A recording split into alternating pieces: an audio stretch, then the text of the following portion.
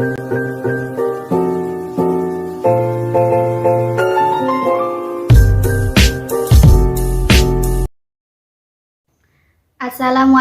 warahmatullahi wabarakatuh. Saya Anissa Amalia Soleha, NIM 2041050101031 dari kelas Perbankan Syariah 2. Di sini saya akan menanggapi video dari Bapak Abdul Wadud, yaitu tentang ekonomi dua sektor, ekonomi tertutup, tanpa kebijakan pemerintah.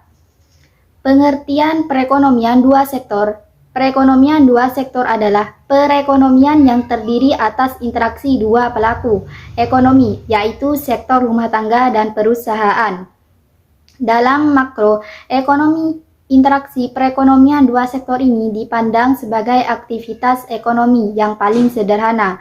Dalam analisis sederhana, perekonomian dua sektor ini diasumsikan tidak ada keterlibatan sektor pemerintah dan luar negeri dalam kegiatan ekonomi.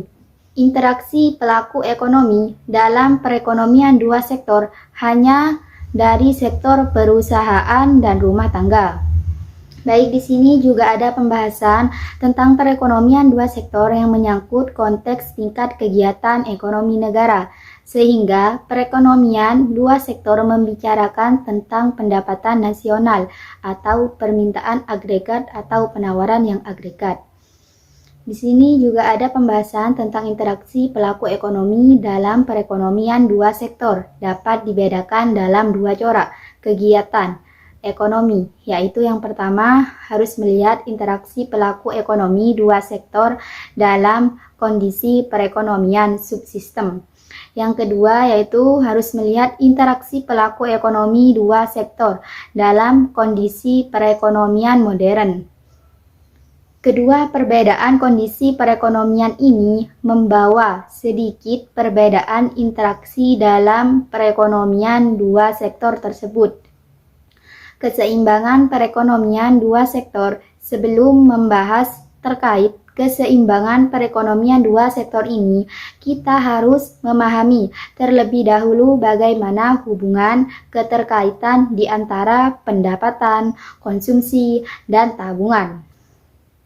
Konsumsi dan tabungan yang tergambar dalam subbagian fungsi konsumsi dan fungsi tabungan pada perekonomian dua sektor. Kedua, kondisi keseimbangan perekonomian dua sektor. Hubungan antara konsumsi dan tabungan sama-sama berkaitan. Bila dikaitkan dengan pendapatan, konsumsi adalah bagian pendapatan yang dibelanjakan untuk kebutuhan konsumsi. Dalam buku Teori Ekonomi dan Penerapannya di Asia 1981 karya Dr. Andes Mubyarto, setiap pertambahan pendapatan akan menyebabkan pertambahan konsumsi dan pertambahan tabungan. Hubungan antara besarnya konsumsi dan pendapatan disebut sebagai fungsi konsumsi, sedangkan hubungan antara besarnya tabungan dan pendapatan disebut sebagai fungsi tabungan. Di sini juga ada beberapa fungsi konsumsi dan fungsi tabungan pada perekonomian dua sektor. Fungsi konsumsi dan fungsi tabungan pada perekonomian dua sektor akan menggambarkan bagaimana bentuk hubungan di antara pendapatan, konsumsi, dan tabungan. Di sini juga ada pengertian tentang investasi dan fungsi investasi. Investasi adalah kegiatan menanam modal atau dana dengan harapan mendapat keuntungan atau imbal hasil di masa depan.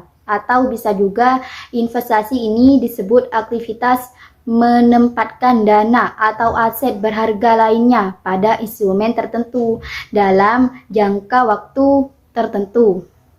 Sehingga dari penempatan dana tersebut diharapkan menghasilkan retur.